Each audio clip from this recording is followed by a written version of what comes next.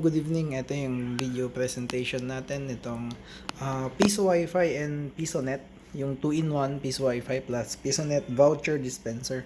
So, ito yung common na ginagamit ng mga nagpi-PisoNet at the same time nagpi-Piso Wi-Fi.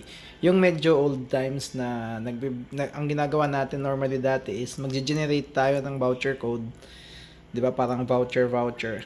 Same Piso Wi-Fi and PisoNet, ganun din, nag-generate tayo ng voucher code. Tapos, kapag may bumibili or magpapaano, binibigyan lang natin ng voucher code. So, manual pa yung dati, bibayaran tayo ng pera, bibigyan natin sila ng voucher code. So, ito, ang request sa atin is ng client is, yung method na yun, yung pagbibigay sa'yo ng pera tapos magbibigay ka ng voucher code is gawing automatic.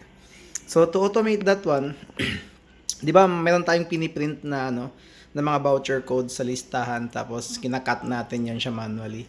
So ito ang gagawin mo is instead na i-print mo yon or instead na i-print mo siya sa papel tapos i-cut, ang ginagawa natin is ito yung sample nilalagay natin siya sa notepad.txt file ganito. Notepad lang. Simple, very simple notepad lang talaga. So let's say ito meron akong rate at saka PisoNet rate. Ito yung Piso Wi-Fi, ito yung PisoNet. So, itong file na to, syempre sinesend ko rin to kasama, just for example. So, let's say, ang style kasi ng itong pinagawa sa atin is 5 rates. So, 5 rates daw sa Piso Wi-Fi, 5 rates sa PisoNet na voucher. So, sa Piso Wi-Fi voucher, dahil sa rate sa Piso Wi-Fi voucher, ang price ng rate natin 5, 10, 15, 20, 25. Example ko lang ito. Ito lang kung bagay pa example ko sa client. Pero syempre, pwede mong baguhin ito, 'di ba? Let's say ang style kasi nito is ang request is 5 peso, 1 hour na vouchers, piprint niya sa 5 peso. 10 peso, 2 hours voucher, tapos 3 hour, 4 hour, 5 hours voucher. So, hindi ko alam, baka nagbigay pa siya ng promo. Kaya magbibigay siya ng promo dito sa ibang values na to. And again, pwede mo tong palitan. Let's say, itong last voucher mo, gawin mong pang isang araw. So, gusto mo 100 peso yun, o kaya 50 peso yun. So, pwede mong i-edit yun. Okay. So, for this one, ito yung nilagay natin. Just for this example. So, sa mga nagba-voucher type dyan na Piso Wi-Fi and PisoNet, this is actually very common sa kanila. So, ito, I don't save ko na kasi ito yung sinave ko dito sa machine para sa example ko mamaya. So again, paano siya gamitin? Actually, ang trick is mag-generate ka muna ng voucher. Let's say, mag-generate ka ng 1,000 na tag 5 pesos. Sample sa Piso Wi-Fi muna tayo So yung Piso Wi-Fi, yun yung 1 to 5. Okay. Itong file 1, 2, 3, 4, 5 is basically corresponds to the rate. Itong rate na nandito na file. So, itong 5 peso na Piso Wi-Fi vouchers, ilalagay mo lahat ng generated voucher mo dito sa 1. Yan. So, example ko lang ito, generated voucher ng mga 1 hour. Ibig sabihin, pag ginamit nila itong voucher sa Piso Wi-Fi, magkakaroon sila ng time na 1 hour. So, ganun din. Yung 10 pesos naman, corresponds to the 2.txt. So, ito naman yung 2 hours, di ba? So, generate ka ng mga voucher na pang 2 oras, di ba? So, yan. And then, i-paste mo lang. Copy-paste lang yan. Kakopy mo doon, i-paste mo dyan, tapos na. Sa dulo, okay, by the way, sa dulo, nilalagyan ko lang kasi para malaman ng machine natin saan yung dulo. Lagyan mo ng 5x, tapos enter mo ulit. Okay, bigay ka ng isang space dito.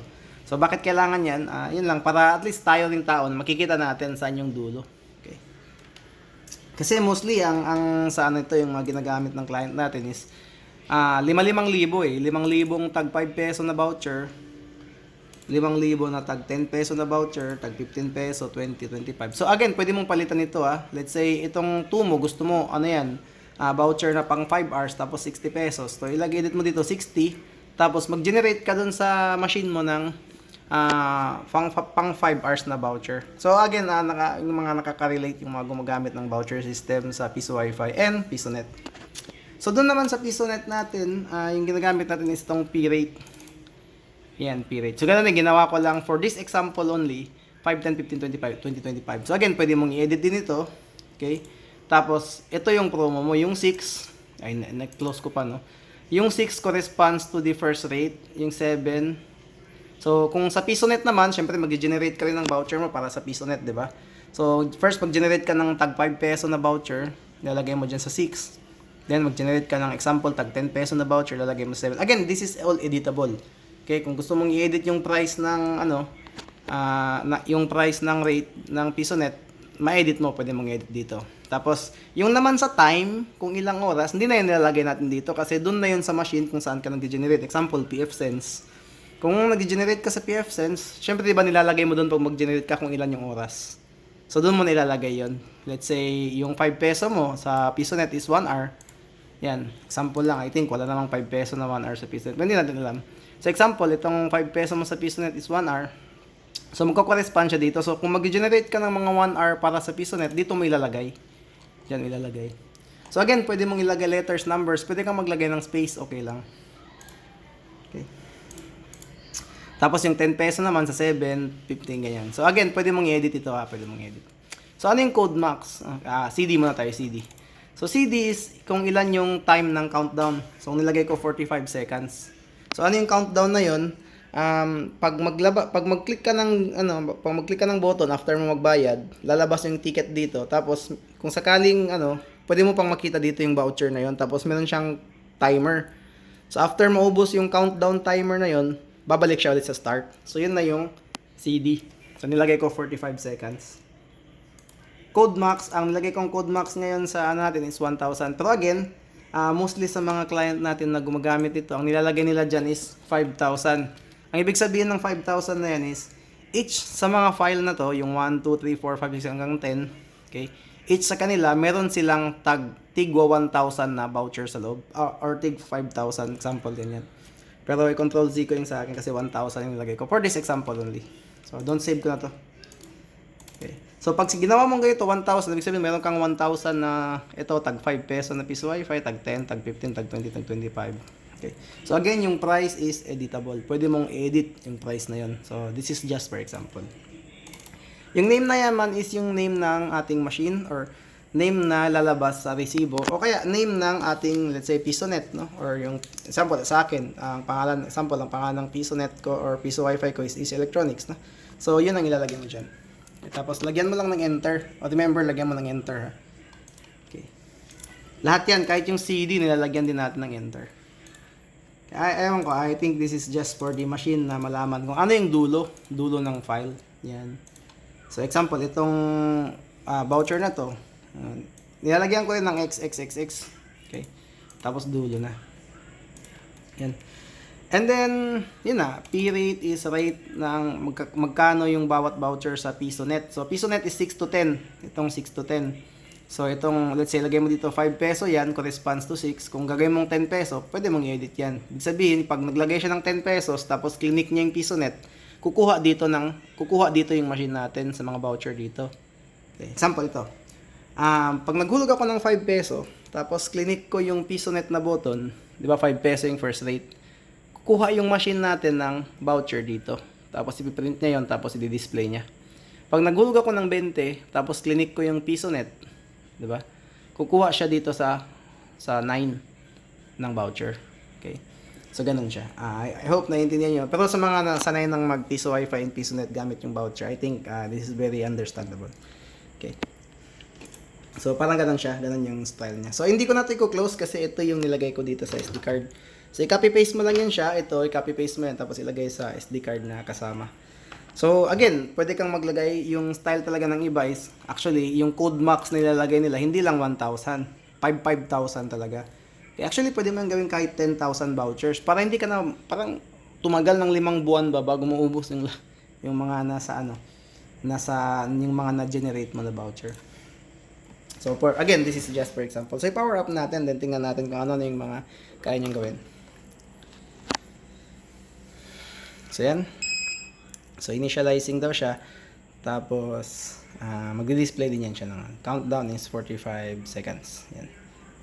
So, again, i-display niya rin dito kung ilan pa yung voucher na remaining dun sa SD card. So, example nito, kapag more than, let's say, ang remaining na voucher mo is 5,500 pa. So, 999 pa rin ang i-display niya kasi kung mapapansin mo yung LCD natin, hindi na kasya kapag 4 digits. So, 3 digits lang yung pinapa-display ko.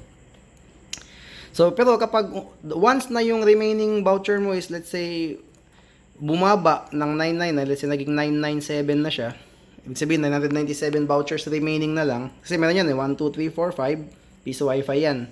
Tapos yung okay, tayo natin mag-change ng display yan. 6, 7, 8, 9, 10 piso net yan siya. So kapag malalaman mo dyan kung ilan pa yung voucher na nasa loob ng SD card. So at least aware ka kung malapit lang ubos. So again, mag-i-start lang siyang magbago kapag less than 999 na. Okay. So from our testing kanina, bago ako nag-start ng video, bumili ako promo rate number 2 ng PisoNet voucher. So basically, ang promo rate number 2 sa PisoNet is kinukuha 'yon ng machine natin sa 7. Yan. So DDS VJ. Okay, so medyo complicated pero parang complicated yung pagka-explain ko. Pero parang ganito yan, Sa Piso Wi-Fi, nagbebenta ka ng 5 different rates ng vouchers. Sa PisoNet, 5 different rates ng voucher. So, ibig sabihin to, PisoNet promo rate number 2. Okay? So, yun yung second promo rate ng PisoNet. So, ang nandito sa atin is, ang promo rate number 2 ng PisoNet is worth 10 pesos. 10 pesos yan siya. Okay? So, nakikita nyo yung 7, 999 pa rin yung remaining niya. 999 pa rin. Diba? Sabihin kasi, diba, 1,000 yun, tapos nabawasan ko ng isa. Diba, 999 pa rin. So, try natin, bumili tayo ng 10 pesos na voucher dun sa PisoNet. Okay, 10 pesos yung 7, diba? 10 pesos yung, kumbaga. So, basically, ang nakalagay dyan, naging 15 pala. So, pag 15 yan, pansin natin, meron tayong dalawang button. Ito yung sa Piso Wi-Fi, yung itim, yung puti naman yung PisoNet. So, 15 pesos is promo rate number 3 na yan ng PisoNet. So, click ko yung PisoNet Click yung PisoNet. Yan. So, yan siya. PisoNet operating. Tapos, magpiprint yan siya. Yan. Yan. PisoNet voucher, promo rate number 3. Tapos actually, di-display niya pa yan dito sa'yo. Countdown pa siya. Okay, kung ano yung nakasulat dito, this is for the, parang ito, backup, kung sakaling maubusan ka ng papel, meron ka pa rin dyan. Pero, I think, mahirap naman maubos yan, medyo makapal yan Yan. So, kung ano yung nilagay mong name doon sa name, yun lalabas dito, is electronics, So, kung PisoNet yung binili niya, lalabas PisoNet voucher. So, kung ano yung promo rate number 3. Kasi nga, doon sa PisoNet rate natin or P-rate, yung rate kasi Wi-Fi rate yan Yung 15 pesos is promo rate number 3. So saan siya kumuha? So since promo rate number 3 yan siya, dito siya sa kumuha ng ito. Okay. So kung mapapansin mo, pareho yan siya. 1ZMUM, 1ZMUM, RPCKC. Yan. So ngayon, ano mangyari, di ba, pag naubos na yung countdown, babalik siya dyan. So yan, 999 pa rin daw lahat. Kasi 1,000 yung maximum, yung dami ng voucher na nilagay ko, di ba? So syempre, pagdating ko sa 7, nakabili ako ng isang sa PisoNet ng number 2 at saka number 3. So 7 at saka 8 yun. 999 pa rin kasi basically after ng 1,999 pa naman, di ba? So try ko maglagay ulit ng 10 pesos. Okay.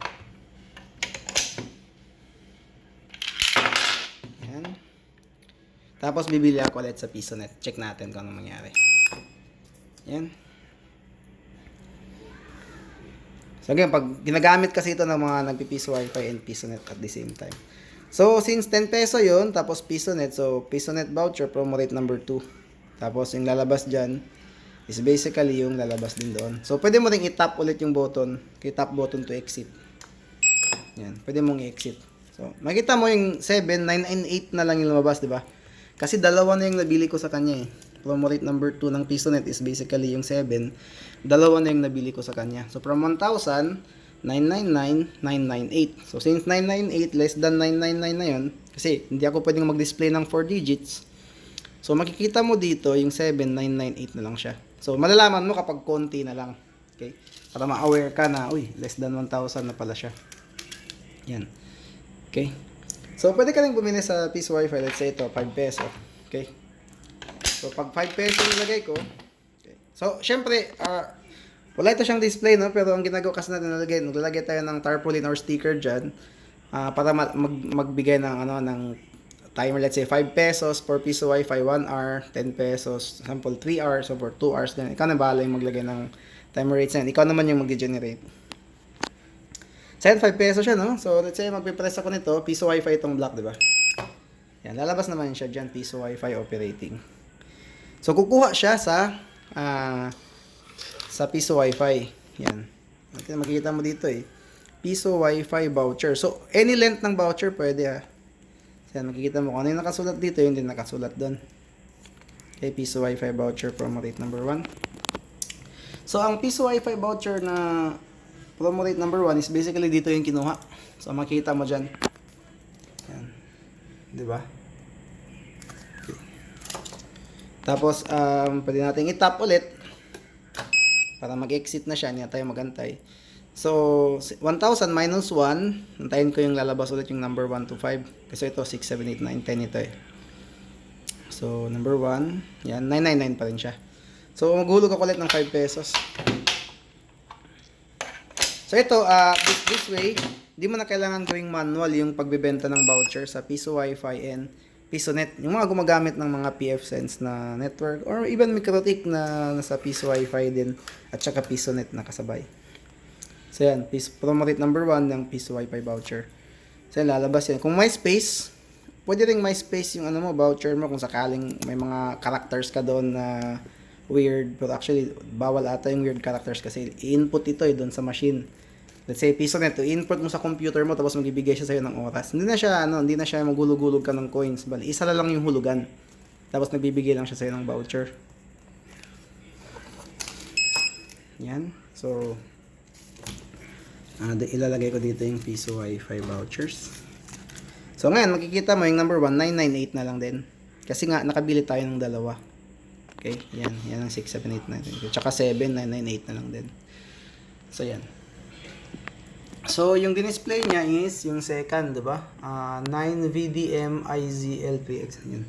Yan sa taas. 9VDM. Tapos, pag may space, magbibigay din siya ng space doon sa voucher. Okay. So, next is, ano na yung, paano siya kung sakaling maubusan ka na ng voucher. Let's say, bili ako ulit ng 5 pesos. Tapos, bibili ako sa Piso Wi-Fi. Gusto kong bumili ng voucher pang Piso Wi-Fi. So, yun, generate siya, diba? Sa electronics, Piso Wi-Fi voucher number 1. Yan. Yan, nalabas siya dyan. So, kung ano yung pang third, diba? Kasi katlong bili ko na to eh. Sa Piso Wi-Fi na number 1. Okay, yan. So, exit ko kasi ayaw ko nang magantay.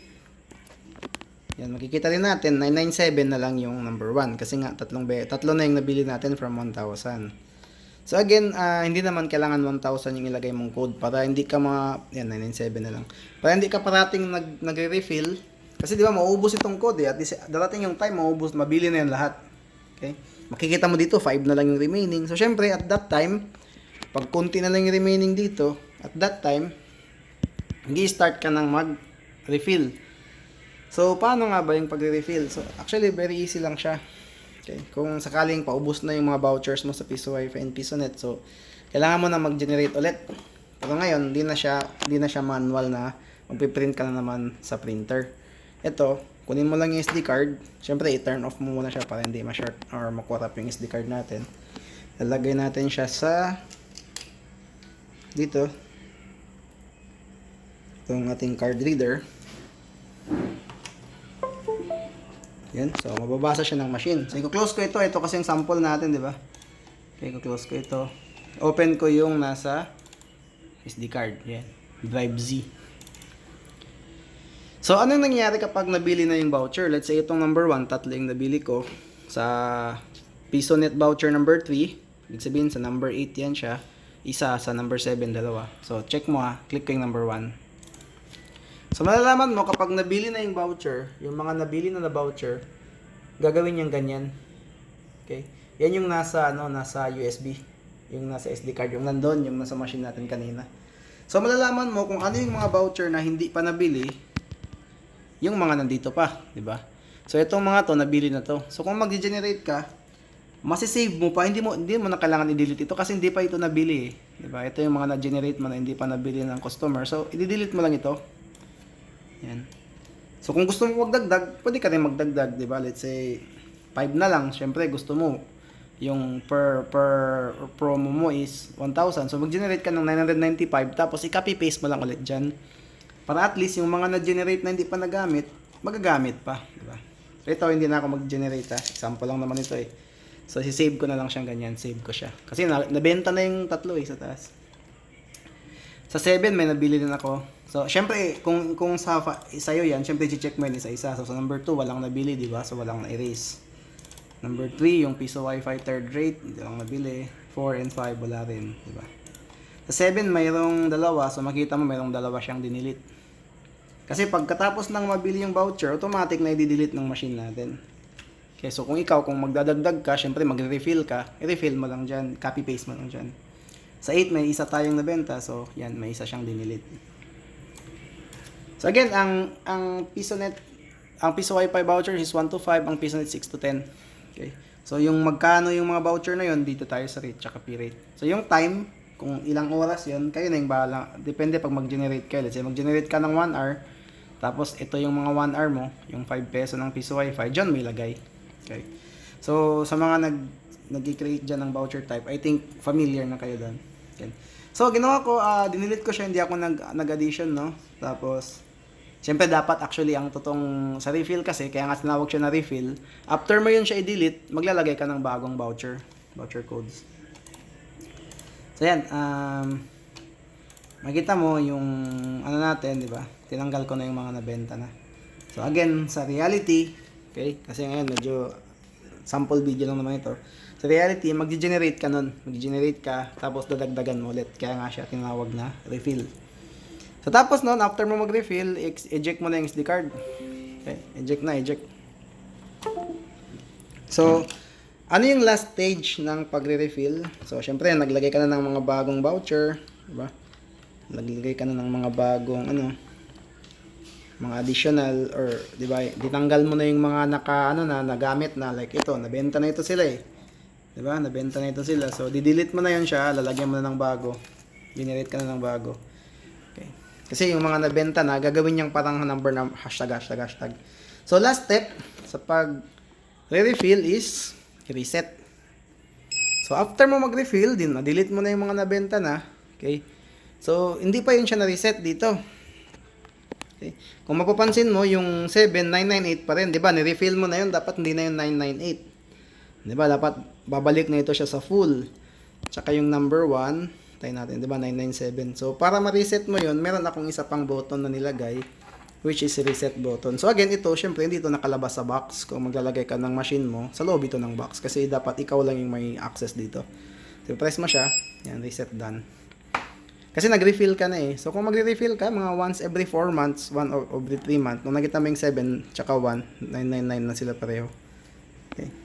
So, ganun pa rin. Very easy to use. Okay.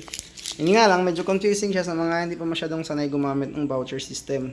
Kasi sa PisoNet, ang uso kasi ngayon is, gagawa ka ng promo rates. Merong 1 hour, let's say 5 peso. Tapos pag, kaya 1 hour, 10 peso, example.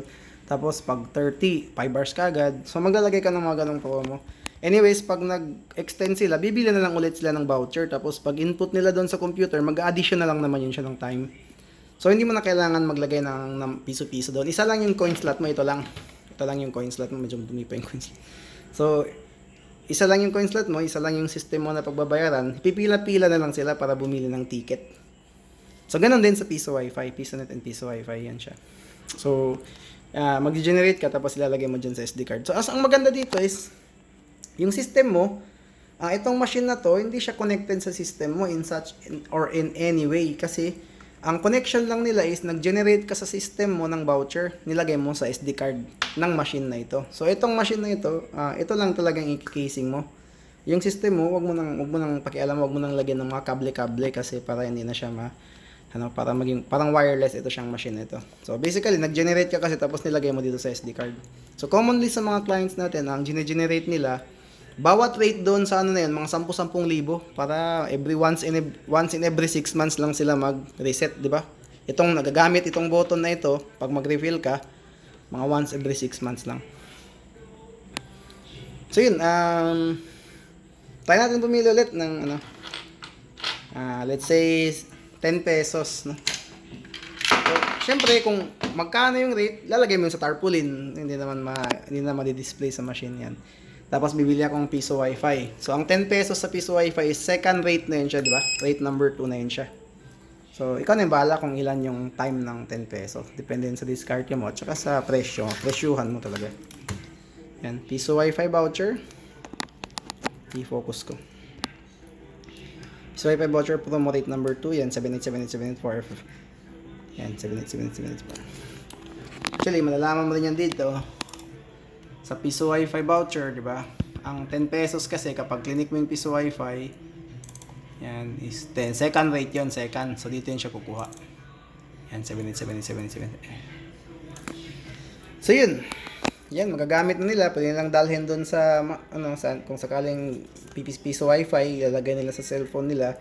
Kung sakaling piso net, pupunta na sila doon sa computer tapos maglalagay. So again, yung presyuhan, yung mga presyo ng voucher, hindi ito fix hindi ito fix. Pwede mo itong i-edit. Sakaling yung ito mo is gawin mong 20 peso, tapos ito 30, ito 50, 100. Ikaw na bahala doon. Kasi editable ito siya. Pwede mong ma-edit. Okay. Again, kung mapapansin mo, walang time sir. Bakit walang time? Kasi ikaw yung mag-generate ng time. Let's say ito. Piso net 5 pesos. Let's say 30 minutes lang yan. So mag-generate ka doon sa system mo ng 30 minutes voucher. Tapos ilagay mo dito sa 6. So, I hope na intindihan natin 'yun. So, okay naman. I think sa mga mga buyers natin ng ganitong system is sanay sila sa ganong palakaran sa piso wifi and piso net voucher code system. So, again, ang pinaka-advantage talaga nito is this machine is not connected in network dun sa inyong system. So, hindi siya makaka-apekto sa system. Basically, nag-generate ka lang din, pero instead na i-print mo yun sa bond paper tapos pinutol-putol manually, pagkatapos mo mag-generate, kinapi mo yung voucher, tapos ipipaste mo lang siya dito. Ipipaste mo siya dyan. Okay? Paste mo lang siya dyan. Tapos sa dulo, yung pinakababa talaga, lagyan mo lang ng 5x, tapos isa pang enter. Kasi importante ito kasi para malaman ng machine na ito yung dulo. So yun, medyo mahaba yung video, pero this is parang na rin siya, tutorial video, paano gamitin and presentation video ng machine. Kasi this machine is pretty much common sa mga gumagamit ng piso wifi and piso net na mga shops. So yun, thank you for watching.